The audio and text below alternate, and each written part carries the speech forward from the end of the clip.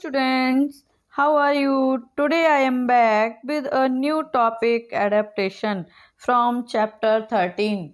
Chapter 13 means organism and population, जिसका मैं part 1 already upload कर चुकी हूँ. We have already discussed about that abiotic and biotic factors and other topic of this chapter in part 1. Okay, so today we will take adaptation. Adaptation means we have discussed already abiotic factor, response of abiotic factors. Now today we will take adaptation of plants and animals.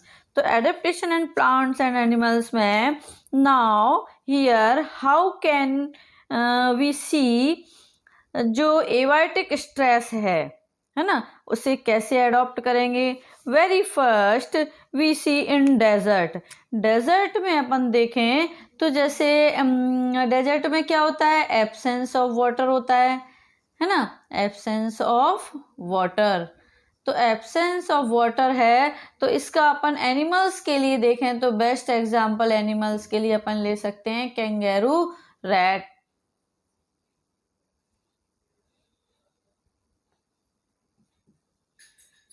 कैंगेरू rat, ठीक है ना. सो इसको क्या होता है, यहाँ पर water की कमी होती है डेजर्ट में, है ना. मीन्स जो कैंगेरू रैट होता है इससे वाटर मोर क्वांटिटी में अवेलेबल नहीं होता. और जब मोर क्वांटिटी में अवेलेबल नहीं होता तो व्हाट इज कैंगेरू रैट एडेप्टेशन. ये कैसे एडेप्टेशन करता है, क्या एडेप्टेशन करता है.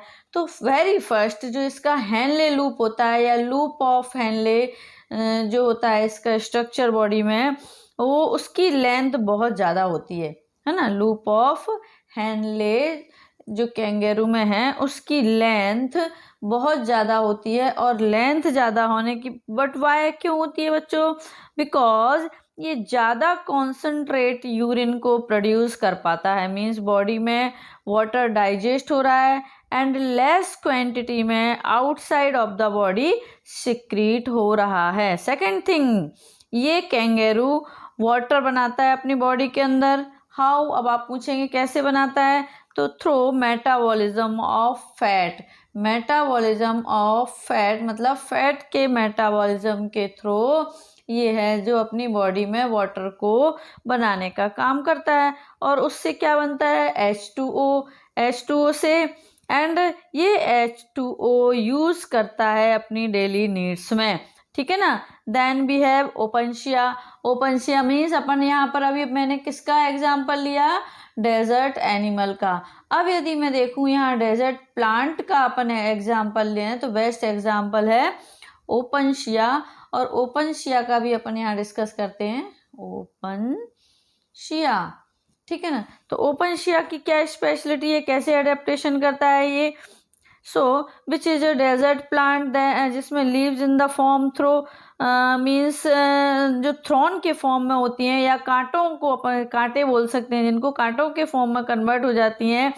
जितना भी फोटोसिंथेसिस ये फ्लेटेंट स्टेम से होता है, जितने भी डेजर्ट प्लांट होते हैं उनके पास थिक क्यूटिकल प्रेजेंट होता है जिसमें ट्रांसपीरेशन कम हो. ट्रांसपीरेशन कम होगा तो बच्चों क्या होगा कि जो वाटर का लॉस कम होगा. क्यों, क्योंकि इसमें वाटर का जो इवेपोरेशन है वो कम होता है. इनके स्टोमेटा डीप में प्रेजेंट होते हैं ना, तो जिससे वाटर लॉस जो है वो कम होता है. Right now we have another one for the old region. ये तो हुई डेजर्ट रीजन की बात. यदि अपन कोल्ड रीजन की बात करें तो कोल्ड रीजन के लिए अपन यहाँ पर कैसे अडेप्टेशन करते हैं जो कोल्ड रीजन में रहने वाले एनिमल्स और प्लांट्स हैं. तो now we come on cold region. Cold region में एलन रूल्स मीन्स इतना सरफेस एरिया होगा. एक मतलब रूल्स काम करता है कोल्ड रीजन में, यहाँ देखें अपन तो उसको बोलते हैं अपन एलेंस रूल्स. ये एलेंस रूल्स क्या है बच्चों, ये क्या है, जितना ज़्यादा सरफेस एरिया होगा या फिर अपन ऐसा कह सकते हैं कि सरफेस एरिया जितना सरफेस एरिया होगा उतना हीट लॉस होगा.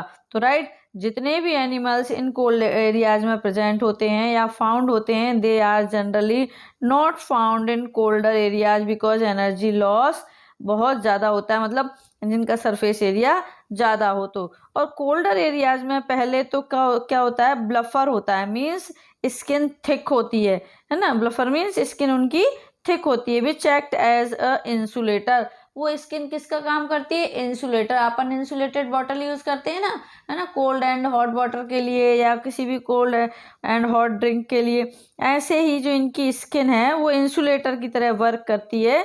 कहाँ पर, कोल्डर एरिया में, इन एनिमल्स की। The animal size will be large than high altitudes. What is, ये क्या है एल्टीट्यूड? तो बच्चों, जब आप हाई एल्टीट्यूड पर जाते हो तो partial pressure of O2 decreases, means O2 का जो पार्शियल प्रेशर है वहां पर कैसा होता है, डिक्रीज हो जाता है।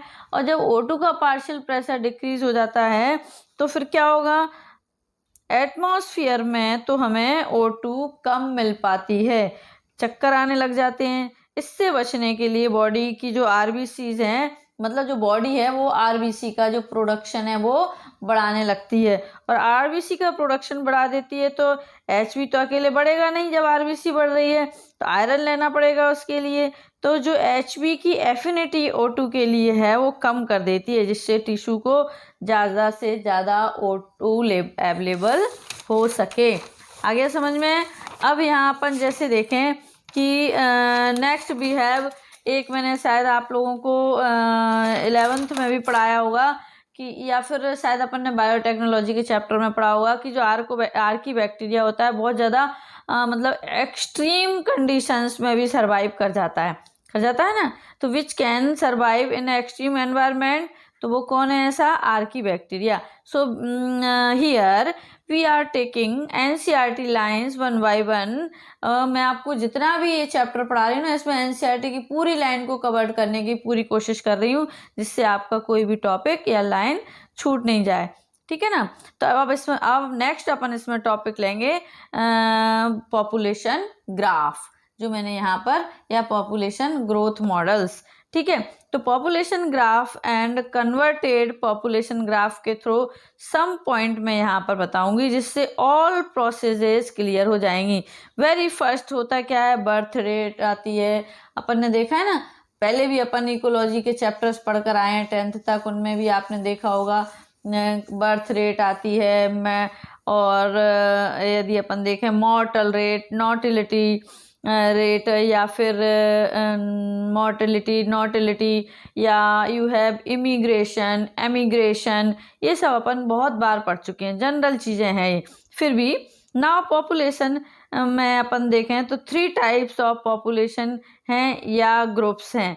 फर्स्ट आता है अपना, आपकी NCERT में आपने देखा होगा एक ग्राफ बना हुआ है, उसमें एक तो एक्सपेंडिंग ग्राफ बना हुआ है, एक दूसरा बना होगा, आप देखेंगे कलरफुल ग्राफ बने हुए हैं आपके NCERT में।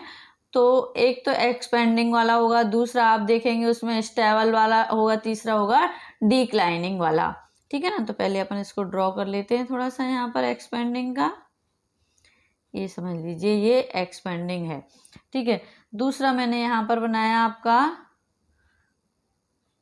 Stable graph. ये ग्राफ बहुत इंपॉर्टेंट है आपके एग्जाम्स के लिए, जो आपका रिसेंटली अभी एग्ज़ाम होने वाला है 30th को, उसके लिए ये डायग्राम हो सकता है आपको ऐसा का ऐसा रखा मिल जाए और इससे रिलेटेड क्वेश्चंस आपसे आस्क्ड हों उसमें।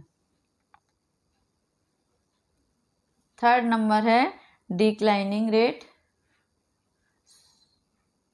Sorry graph.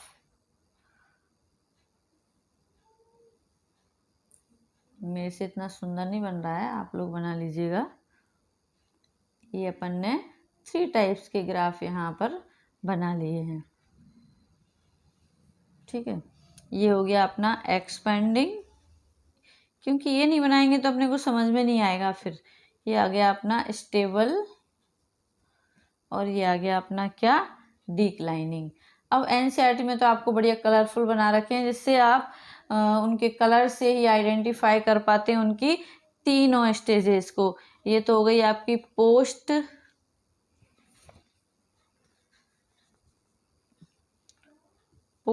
रिप्रोडक्टिव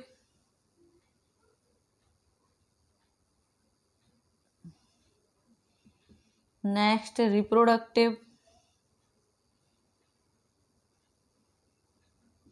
और थर्ड हो जाती है प्री रिप्रोडक्टिव। ठीक है ना, तो ये तीनों चीजें अपने इसको इसमें डिस्कस करते हुए चलना है। सो फर्स्ट अपन ने देखा, नाउ पॉपुलेशन में 3 टाइप्स ऑफ पॉपुलेशन हैं या ग्रुप्स हैं। फर्स्ट प्री रिप्रोडक्टिव मीन्स जिन्होंने अभी तक जो है पुबर्टी को अचीव नहीं किया है, मतलब जो पुबर्टी की स्टेज तक ही नहीं पहुंचे हैं। ये तो हो गई कौन सी, pre reproductive phase. Then we have reproductive phase where जिन्होंने पुबर्टी को अचीव कर लिया है। एंड लास्ट इज क्या है यहाँ पर, post reproductive age means puberty आकर चली भी गई, मीन्स जिनमें सीनियर सिटीजन्स आते हैं। If population is expanding, population यदि एक्सपेंडिंग है तो यहाँ मैंने नाम लिख रखे हैं, आप लोग देख रहे होंगे तीनों ग्राफ के। एक्सपेंडिंग है तो ग्राफ का शेप इस तरह का होता है ना। ग्राफ का शेप कैसा दे रखा है, तो शेप वुड बी पिरामिडल, है ना, शेप में होगा, it is a pyramid. If population is expanding, तो पॉपुलेशन इज एक्सपेंडिंग है तो शेप कैसा होगा, तो shape would be pyramidal shape होगा यहाँ पर, इट इज पिरामिड। मतलब पिरामिड कैसा बनाते हैं अपन, इस तरह का ही तो बनाते हैं ना, तो ये पिरामिड के शेप में ग्राफ होगा जब भी हम एक्सपेंडिंग पॉपुलेशन का ग्राफ शो करेंगे। ठीक है, तो नेक्स्ट आता है this type of graph B obtained pyramidal shape means जहाँ पर सबसे मैक्सिमम पॉपुलेशन होगी। और प्री रिप्रोडक्टिव, इसके बाद reproductive, after that post reproductive होती है। तो बच्चों जो एक्सपेंडिंग पॉपुलेशन है वो जनरली किन कंट्रीज में देखी जाती है बच्चों, डेवलपिंग कंट्रीज में। इट मीन्स जो एक्सपेंडिंग पॉपुलेशन है इसको अपन यहाँ मेंशन कर सकते हैं, डेवलपिंग कंट्रीज में मोस्टली इस तरह का पॉपुलेशन ग्राफ अपने को देखने को मिलता है। और ये कहाँ मिलेगा मोस्टली, अपन इसके लिए बेस्ट एग्जाम्पल अपने इंडिया का ही ले सकते हैं। देन वी हैव स्टेबल, तो स्टेबल का ग्राफ अपन ने देखा, ये स्टेबल का ग्राफ है। इसका शेप कैसा दिख रहा है बच्चों, वेल शेप दिख रहा है, घंटी का जैसे शेप होता है ना, आपने मंदिर में घंटी देखी होगी, इस तरह की घंटी लगी रहती है। तो ये जो वेल शेप्ड ग्राफ होता है वो किसका होता है, स्टेबल टाइप का जो पॉपुलेशन होता है, ग्राफ होता है, उसका शेप अपने को इस तरह का देखने को मिलता है।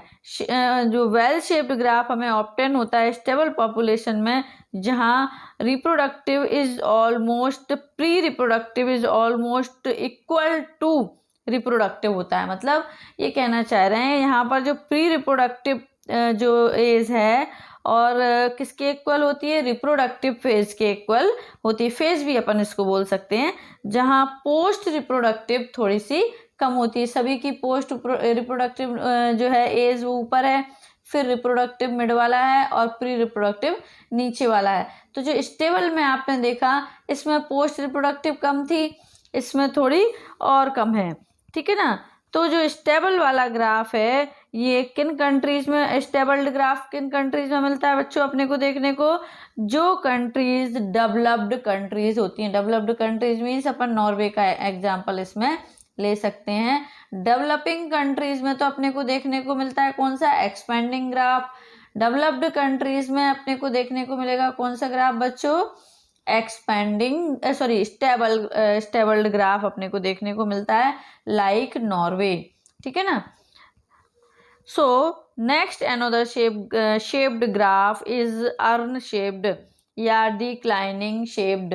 अर्न शेप्ड भी अपन इसको कहते हैं या डिक्लाइनिंग शेप्ड भी इसको बोलते हैं। ठीक है, तो इस तरह के ग्राफ की क्या स्पेशलिटी है, शो हियर रिप्रोडक्टिव ज़्यादा होगा, है ना, रिप्रोडक्टिव ज़्यादा है। ये बीच वाला आपने देखा ना, मैंने थोड़ा सा लार्ज बनाया है ये इस तरह से, तो ये बीच वाला जब ज़्यादा है इट मीन्स कौन सा ज़्यादा है, रिप्रोडक्टिव ज़्यादा है as comparison to post reproductive and reproductive phase. Post reproductive and reproductive phase से, सॉरी प्री रिप्रोडक्टिव फेज से कौन सा फेज डिक्लाइनिंग में ज़्यादा होता है, रिप्रोडक्टिव फेज ज़्यादा होता है। अब रिप्रोडक्टिव फेज ज़्यादा होता है तो why are declining, because pre reproductive कम है, जैसे यदि फॉर एग्जांपल अपन देखें यहाँ पर इस टाइप के ग्राफ में कि समझ लीजिए कि 5 जो जवान हैं उनकी डेथ हो जाती है, तो इसका जो रिप्लेस करने वाले हैं वो बहुत कम है। हो सकता है उतने यहाँ पर यंग लोग हों ही नहीं जितने यंग लोगों की डेथ हुई है। तो इसको रिप्लेस करने के लिए जब कोई नहीं मिलेगा, so these are declining population.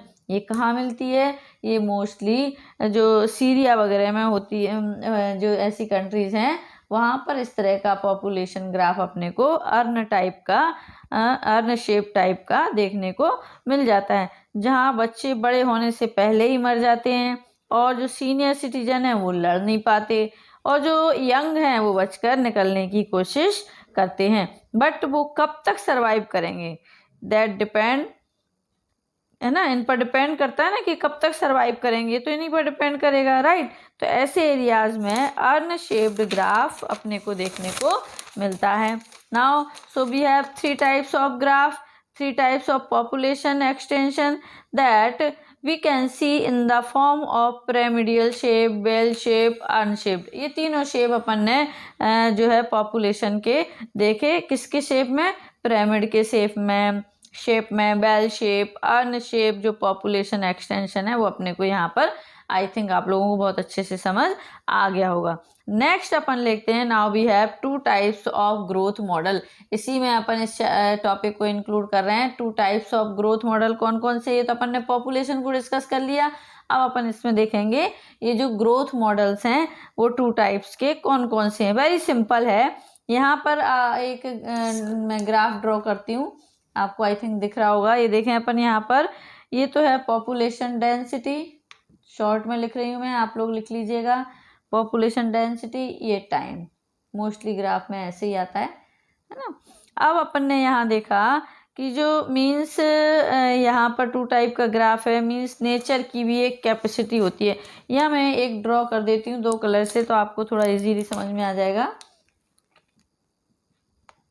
देखिए ये ग्राफ है, ये अपनी एनसीईआरटी में भी गिवन है, आप चाहें तो वहाँ से भी इसको देख सकते हैं।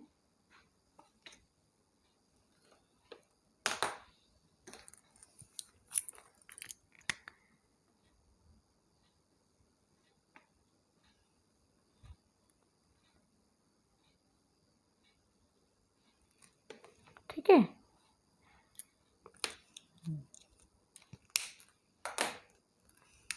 अब इसमें देखें 2 टाइप्स ऑफ ग्रोथ मॉडल्स हैं। ये वेरी सिंपल हैं। इसमें जो के है, यहाँ अपन ने ये के ले लिया, यहाँ पर यहीं ले लेते हैं एकदम पास से के। ये एक के है, ये K refers to maximum carrying capacity. K किसको रिफर करता है? मैक्सिमम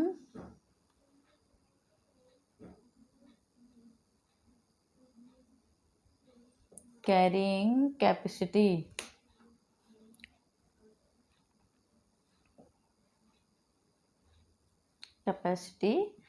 और अपन देखें इसमें कि ये आप देखिए यहाँ पर मैंने ए और ये बी, ठीक है, 2 तरह का ग्राफ अपने को यहाँ पर दिख रहा है। D N upon D T equal to are N. ये अभी मैं आपको सारा एक्सप्लेन कर दूंगी यहाँ पर। इसमें देखें अपन D N upon D T equal to are N K minus N upon K. ठीक है, अब इसको अपन 1 बाय 1 देखते हैं। मीन्स नेचर की भी क्या है बच्चों, एक कैपेसिटी होती है, और नेचर की एक कैपेसिटी होती है किसी भी चीज़ को कैरी करने की। इफ़ उस कैपेसिटी से ज़्यादा पॉपुलेशन हो जाएगी तो फिर क्या होगा? तबाही होने लगेगी, है ना। पॉपुलेशन का साइज कम हो जाएगा, बिकॉज नेचर एंश्योर करता है कि ओवरलोडेड ना हो जाए। समझ में आ रहा है ना? मीन्स क्या है, नेचर की भी एक कैपेसिटी होती है किसी भी चीज़ को कैरी करने की। मैंने बोला ना, इफ़ उस कैपेसिटी से ज़्यादा पॉपुलेशन हो जाएगी तो क्या होगा? फिर बम ब्लास्ट होने लगेगा और पॉपुलेशन का साइज भी कम हो जाएगा, बिकॉज नेचर भी ये एंश्योर करता है बच्चों की ओवरलोडेड ना हो जाए वो। So we have 2 types of graph here. This you can see, यहाँ पर आप देख रहे हैं ये वाला ग्राफ अपने को दिख रहा है, ये कैसा है, this is called as the exponential graph है, और या फिर एक्सपोनेंशियल ज्योमेट्रिक ग्रोथ भी अपन इसको कह सकते हैं। कौन सा ग्राफ है बच्चों, ये जो यहाँ पर मैंने रेड कलर से शो कर रखा है, दिस इज एक्सपोनेंशियल ग्रोथ या एक्सपोनेंशियल ज्योमेट्रिक ग्रोथ भी अपन जिसको कह सकते हैं। और सेकंड वाला आपको यहाँ पर दिख रहा है, ये जो कैसा है, ये sigmoid, this sigmoid is refer to logistic growth, means logical, name से ही पता चल रहा है, मीन्स बायोलॉजिकल, बिकॉज ये जो ग्रोथ है पैटर्न है, this is observed in a area with resources are limited, while exponential growth की बात करें तो रिसोर्सेज आर अनलिमिटेड। मतलब दोनों में आपको दिखा दिया ना, जो एक्सपोनेंशियल हैं वो कैसे हैं, उनके पास रिसोर्सेज कैसे हैं, अनलिमिटेड हैं। जब रिसोर्सेज अनलिमिटेड हैं तो पॉपुलेशन को स्टॉप करने के लिए कोई फैक्टर ही नहीं है, तो क्या होगा, एक दिन जाकर वहां पर पॉपुलेशन का ब्लास्ट हो जाएगा, ठीक है ना, एंड जो पॉपुलेशन है वो इंक्रीज होती जाएगी। वाइल जो लॉजिस्टिक वाला ग्राफ है, लॉजिस्टिक में लिमिटेड फैक्टर्स हैं, हियर प्रेडिशन है, कंपटीशन है, तो इन सभी से फाइट करके जो ग्राफ बनता है वो सिग्मॉइड शेप्ड बनता है। और जो लॉजिस्टिक कैसा वो has S shaped curve, and जो एक्सपोनेंशियल है हैज जे शेप्ड है ना। फिर से एक बार रिपीट करती हूँ मैं, वाइल लॉजिस्टिक में कैसे होते हैं, लिमिटेड होती है ना रिसोर्सेज, तो क्या होता है वहाँ पर, हियर प्रेडिशन भी होता है, कंपटीशन भी होता है, तो इन सभी से फाइट करके जो ग्राफ बनता है वो सिग्मॉइड शेप होता है। तो लॉजिस्टिक का जो ग्राफ होगा वो कैसा होगा, एस शेप्ड होगा, एस शेप्ड होगा। और इसका ग्राफ जो है वो कौन सा है, जे शेप्ड ग्राफ होता है ना, एक्सपोनेंशियल का।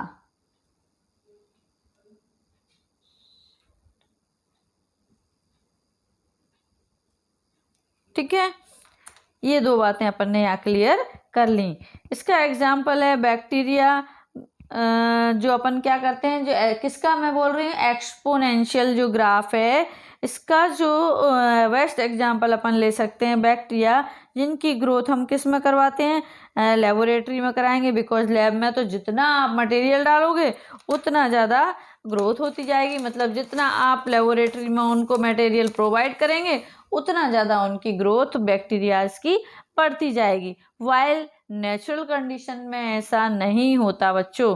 नेचुरल कंडीशन में जो nature always keep and check on the population, right? So this growth model अपन ने यहाँ पर जो डिस्कस किया है वो कौन कौन सा किया है ग्राफ, इसमें एक्सपोनेंशियल और लॉजिस्टिक, ठीक है ना। तो ये आपको ये समझ में आ गया होगा। वापस से बता देती हूँ, जो एक्सपोनेंशियल होता है वो जे शेप्ड होता है, लॉजिस्टिक ग्राफ होता है वो सिग्मॉइड शेप होता है, मतलब एस शेप्ड होता है। ये इसमें लिमिटेड फैक्टर्स होते हैं और इसमें अनलिमिटेड। इसका मैंने बेस्ट एग्जांपल आपको बैक्टीरिया बता दिया, जिनकी ग्रोथ अपन लेबोरेटरी में करवा सकते हैं। Next topic we will take now, this is a population interaction. अपन ने लास्ट टॉपिक कौन सा है अपना इसमें, पॉपुलेशन इंटरेक्शन। तो पॉपुलेशन इंटरेक्शन की बात अपन करें तो पॉपुलेशन इंटरेक्शन में अपने पास जो है यहाँ पर देखें, in population interaction means we have different two types of species doing interaction, this is called as population interaction। population interaction क्यों कहा बच्चों मैंने, क्योंकि यहाँ पर अपन two different type of species में इंट्रैक्शन की बात कर रहे हैं, so it is called population interaction. So here we have two species, this is called interspecific interaction. यहाँ पर मैं एक आपको टेबल थोड़ा सा बनाती हूँ, उससे अपने को इजीली समझ में आ जाएगा कि अपने को कैसे करना है। इसमें पॉपुलेशन इंटरेक्शन में जब अपन ने टू स्पीसीज को लेकर चल रहे हैं तो वो इंटर स्पेसिफिक इंटरेक्शन उस टाइम अपन उसको बोलते हैं। ये टेबल वैसे आपको एनसीईआरटी में भी मिल जाएगा, लेकिन मैं थोड़ा सा यहाँ पर आपको यहाँ ड्रॉ कर देती हूँ। मतलब स्पीसीज ए, शॉर्ट में लिख रही हूँ मैं यहाँ पर, स्पीसीज ए और स्पीसीज बी। ठीक है, अब इनमें इंटरेक्शन कैसे हो रहा है ये अपने को देखना है। इससे शायद आई थिंक आपको क्लियर नहीं दिख रहा होगा। इंटरेक्शन, ठीक है।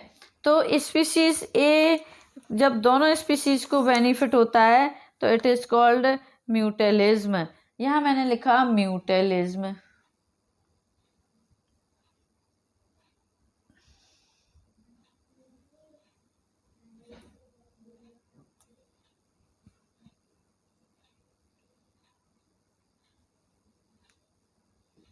म्यूटेलिज्म बोला तो क्या आएगा यहाँ पर, इट मीन्स दोनों स्पीशीज को बेनिफिट हो रहा है। ठीक है, अब मैंने यहाँ लिखा, मैं आपको थोड़ा उल्टा समझा रही हूँ, वैसे आपको कोई भी बताएगा ना वो ऐसे बताएगा कि यदि दोनों स्पीशीज को लॉस हो रहा है, जब दोनों को लॉस हो रहा है तो इट मीन्स क्या हो गया, यहाँ पर कंपटीशन हो गया। मैं उल्टा ले जा रही हूँ, यदि कंपटीशन है इट मीन्स दोनों स्पीशीज को लॉस हो रहा है। अब यहाँ देखा अपन ने कि जो प्रीडेशन है, प्रीडेशन में क्या होता है,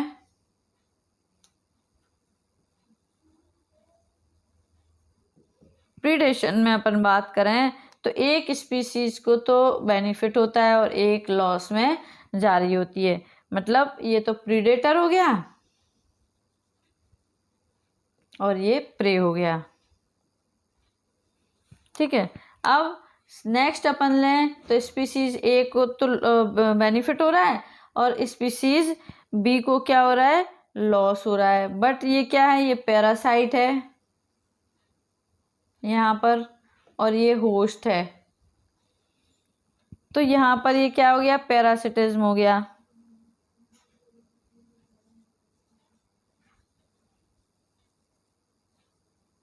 ठीक है ना। नेक्स्ट मैंने लिया यहाँ पर कि एक स्पीशीज को तो बेनिफिट हो रहा है पर दूसरी को कोई फर्क ही नहीं पड़ रहा, कोई इफेक्ट नहीं हो रहा उसके ऊपर, तो वो हो गया कमेंसेलिज्म। ठीक है ना, ध्यान से देखना बच्चों, ये टेबल बहुत इंपॉर्टेंट है। अब नेक्स्ट मैं लेती हूँ कि एक स्पीशीज को तो लॉस में जा रही है और दूसरी को उसके लॉस में जाने से कोई इफेक्ट नहीं हो रहा, तो यहाँ हो जाएगा एमेंसेलिज्म। ठीक है, यहाँ का आपको आई थिंक दिख नहीं रहा होगा, मैं ऊपर लिख देती हूँ ये दो। मतलब जैसे मैंने कहा ना, एक स्पीशीज तो जा रही है कैसे, बेनिफिट हो रहा है एक स्पीशीज ए को और बी को क्या हो रहा है, लॉस में, कोई बेनिफिट नहीं हो रहा, कुछ नहीं हो रहा, ना लॉस हो रहा ना बेनिफिट हो रहा, कोई इफेक्ट ही नहीं हो रहा, तो ये हो गया कमेंसेलिज्म। और जैसे मैंने कहा एक जो ए स्पीशीज है वो लॉस में जा रही है और दूसरी को लेकिन उससे कोई इफेक्ट ही नहीं हो रहा, ना लॉस में जा रही ना बेनिफिट हो रहा उसको, तो ये हो जाएगा एमेंसेलिज्म। एमेंसेलिज्म, ठीक है। अब जब दोनों को बेनिफिट हो रहा है इट इज कॉल्ड म्यूटेलिज्म।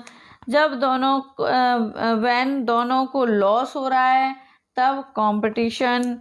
जब एक को बेनिफिट हो रहा है एक को लॉस हो रहा है तब मैंने क्या कहा उसको, तो उसको बोलेंगे अपन प्रीडेशन या पैरासिटिज्म, क्योंकि दोनों ही कंडीशन सेम है, बट यहाँ जो स्पीशीज ए में बेनिफिट प्रीडेटर को हो रहा है और बी में प्रे को हो रहा है, तो इसीलिए अपन ने इसको बोला प्रीडेशन। जबकि जो पैरासिटिज्म वाली कंडीशन में जो स्पीशीज ए है वो क्या है, वो पैरासाइट है और होस्ट क्या है, होस्ट को लॉस में जा रहा है ना, क्योंकि वो इसको खा रही है ना, तो ये हो जाएगा अपना पैरासिटिज्म।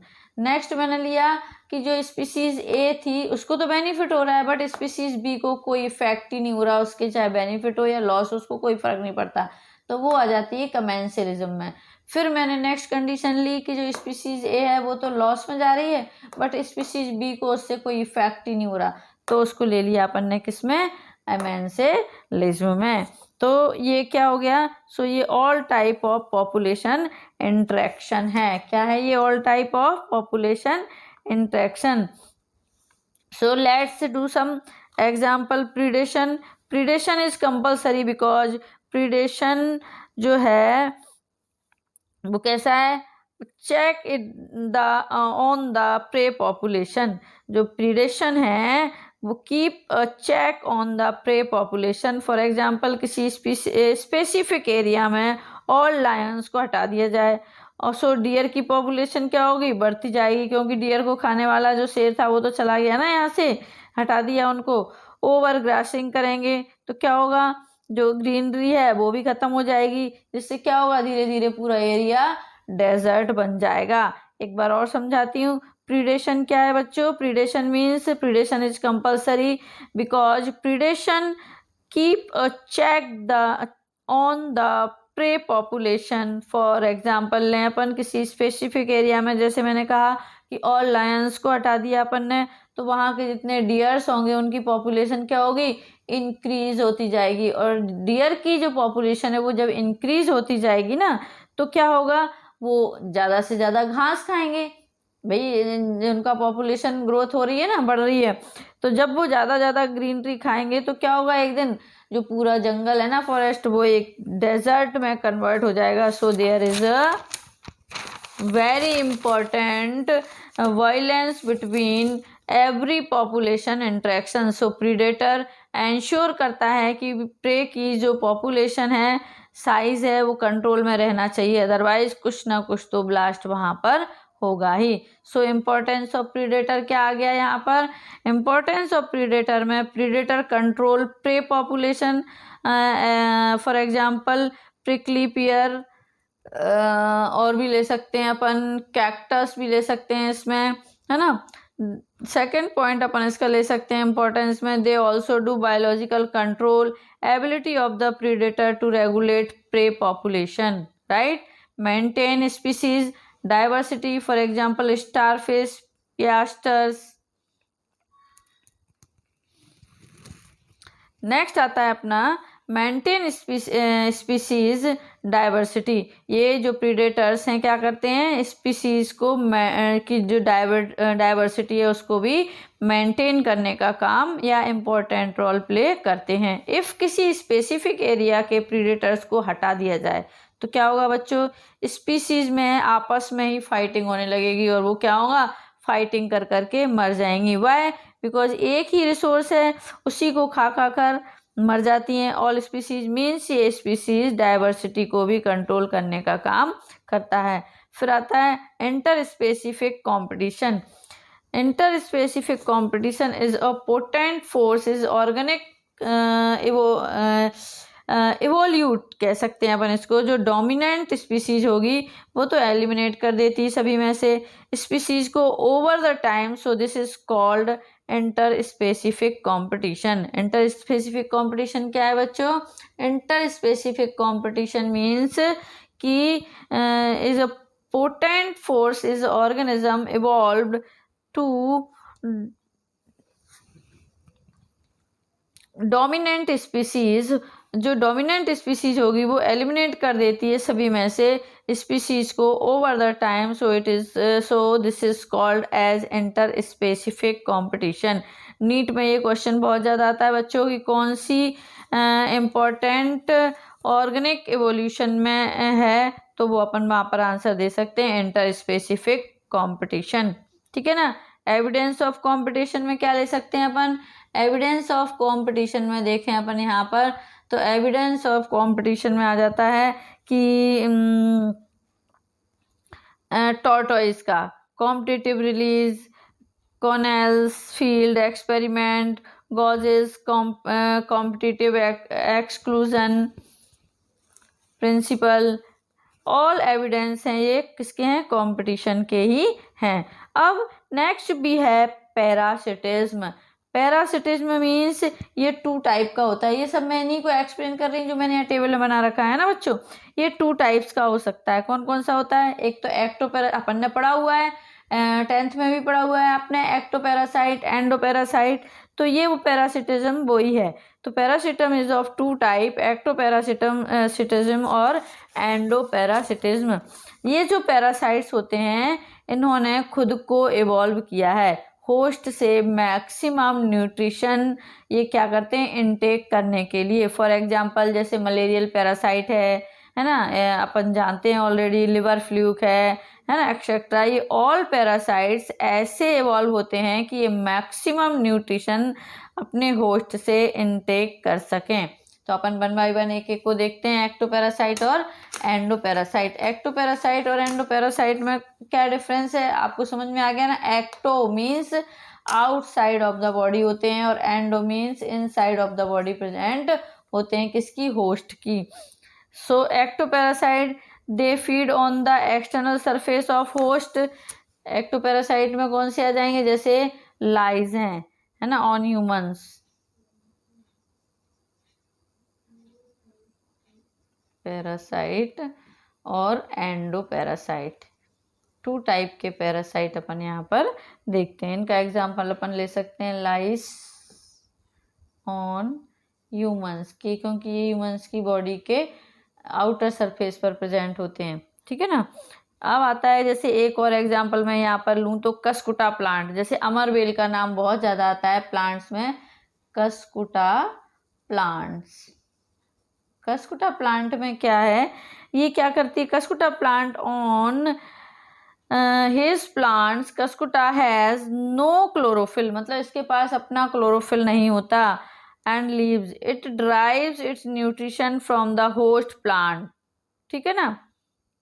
मतलब इसकी जो लीव्स होती हैं कसकुटा की, इनके पास खुद का क्लोरोफिल नहीं प्रेजेंट होता, ये इसीलिए ये अपना न्यूट्रिशन जो है वो होस्ट प्लांट से इनटेक करती हैं।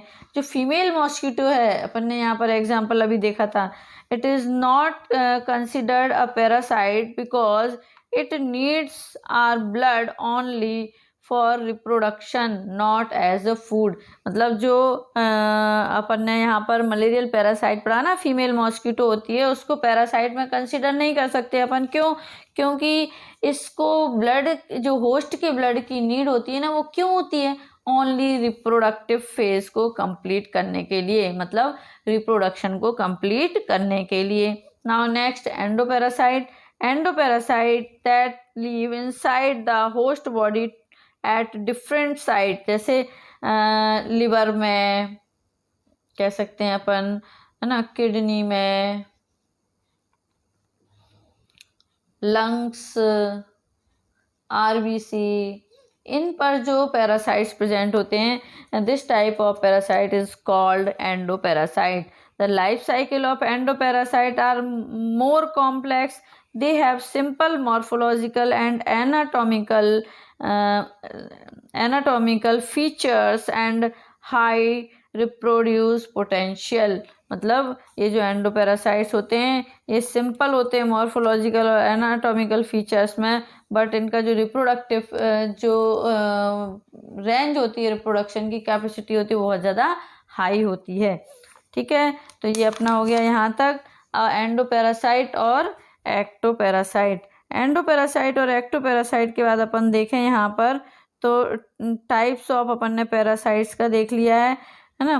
कमेंसेलिज्म, अपन ने अभी जो टेबल यहाँ पर पढ़ी थी उस टेबल में 1 बाय 1 करके अपन यदि देखें तो उस टेबल में जैसे मैंने कमेंसेलिज्म लिया था, कमेंसेलिज्म में अपन एग्जांपल ले सकते हैं ऑर्किड का। जो तो ऑर्किड को तो क्या होता है, बेनिफिट होता है ग्रोइंग का, और epiphyte on mango branch, mango branch को उससे कोई बेनिफिट नहीं होता। ब्रांच और बर्नेकल्स का एग्जांपल ले सकते हैं इसमें अपन, जिसमें क्या होती है, इन बर्नेकल्स तो क्या होता है, उसको तो बेनिफिट हो जाता है growing on back of a well, well के बैक में रहकर वो अपना ग्रोथ करता रहता है। ऐसे इस तरह से सी एनीमोन है, उसका एग्जांपल लें अपन यहाँ पर, तो सी एनीमोन को कोई बेनिफिट नहीं होता। एंड क्लॉन फिश जो होती है उसको बेनिफिट होता है। ये string tentacles of sea anemone gives protection to fish from the predators, right. अब आते हैं अपन नेक्स्ट म्यूटेलिज्म पर। तो म्यूटेलिज्म में अपन लाइकेन का एग्जांपल ले सकते हैं। It is a mutualistic relationship between a fungus and photosynthesizing algae और साइनोबैक्टीरिया। ये अपन ऑलरेडी 11th में बहुत अच्छे से इन सबको डिस्कस करके आए हैं, है ना। Mycorrhiza, association between fungi and the root of higher plants. The fungi help the plant in the absorption of essential nutrients from the soil, while the plants provides the fungi with carbohydrates, ठीक है ना। Mycorrhiza का भी अपन ने 11th में पढ़ा है, इसलिए मैं बहुत ज़्यादा इन पर डिटेल में नहीं ले रही हूँ। Mutualism between plant and animal through pollination and seed dispersion, okay. तो ये म्यूटेलिज्म के भी अपन ने देख लिए, कमेंसलिज्म के अपन ऑलरेडी देख चुके हैं। इस तरह से अपना ये जो चैप्टर है, आई थिंक बच्चों ये मैंने अपनी तरफ से तो पूरा कंप्लीट कर दिया है, और एनसीईआरटी की लाइन बाय लाइन इसको पूरा कवर करने की भी पूरी कोशिश की है। आई थिंक जो 30th को एग्ज़ाम है आपका, उसमें ये आपको बहुत बेनिफिशियल होगा। मतलब इसके मैंने इम्पोर्टेंट जितने भी पॉइंट्स है वो यहाँ पर कवर कर दिए हैं। फिर भी यदि आपको कोई डाउट है तो मेरे कमेंट बॉक्स में कमेंट्स कर दीजिएगा, मैं आपकी प्रॉब्लम्स को सॉल्व करने की पूरी कोशिश करूँगी। Thank you.